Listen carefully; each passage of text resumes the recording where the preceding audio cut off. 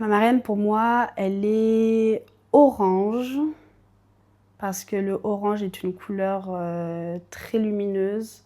Moi, j'avais mes 5 enfants qui me prenaient beaucoup de temps, plus le travail. Enfin, et je me disais, est-ce que je parraine, est-ce que je parraine, voilà. J'arrivais pas à me dire, je me voyais pas comment caser un enfant au milieu de ma vie. Pendant le mois de décembre, je reçois un appel de mon ancienne professeure d'histoire. Je reprends l'année scolaire et j'apprends par la bande qu'elle commence à plus aller au lycée parce qu'elle a décidé d'aller au lycée à Lyon. Et qui, dans un premier temps, me propose de partir avec eux en vacances pour Noël. Je savais qu'un petit coup de main, ça pourrait lui faire du bien. Ça s'est passé d'une jolie manière, mais assez étonnante. On rentre de notre semaine et j'en parle d'abord à mon mari qui dit OK. Et ensuite, j'en parle aux enfants qui disent OK. Et puis ensuite, je propose à Marissa un petit rendez-vous dans Villefranche, on papote et je lui propose le parrainage. Ça m'a apporté un soutien. Il n'y a pas tous mes petits tracas de la vie, il n'y a pas de ma vie personnelle. C'est un autre souffle, on va dire. Je peux me sentir plutôt à l'aise de pouvoir parler quand ça ne va pas. Et oui, c'est un autre concon, quoi. Ouais. C'est un peu comme si on allait chez sa tante préférée. Elle n'a jamais pris la place de personne. Et elle a porté un peu l'extérieur dans la famille. Et c'était chouette. Je pense que c'est propre à chacun, mais faut pouvoir le vivre pour se l'approprier. Et je me sentais pas non plus, on va dire, volée à mon père, volée à ma famille.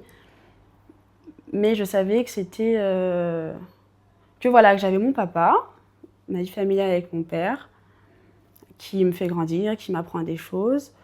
Et que j'avais aussi mon autre petite vie avec mon parrain et ma marraine, avec qui, pareil, je grandis, j'apprends des choses, je découvre des choses autant sur moi que sur les autres.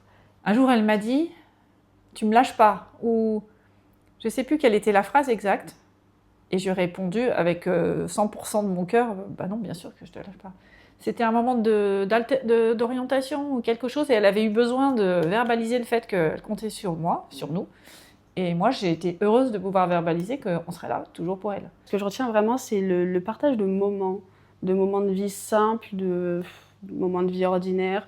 Ça, les vacances, dîner, passer des week-ends ensemble, où je dormais là-bas, chez eux.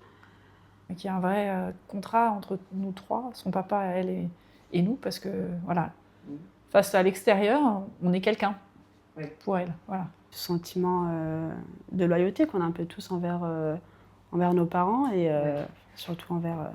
c'est là où je me dis, mais fou, est-ce que je suis en train d'abandonner mon papa?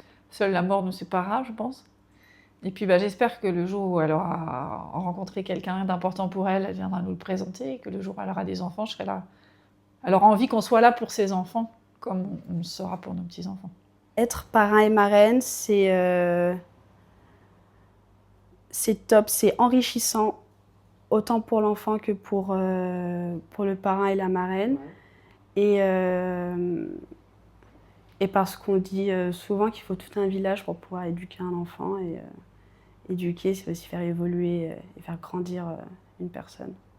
Et puis c'est tellement gratifiant, je ne sais pas si c'est ce mot-là qu'il faut utiliser, mais moi quand je vois Marissa aujourd'hui,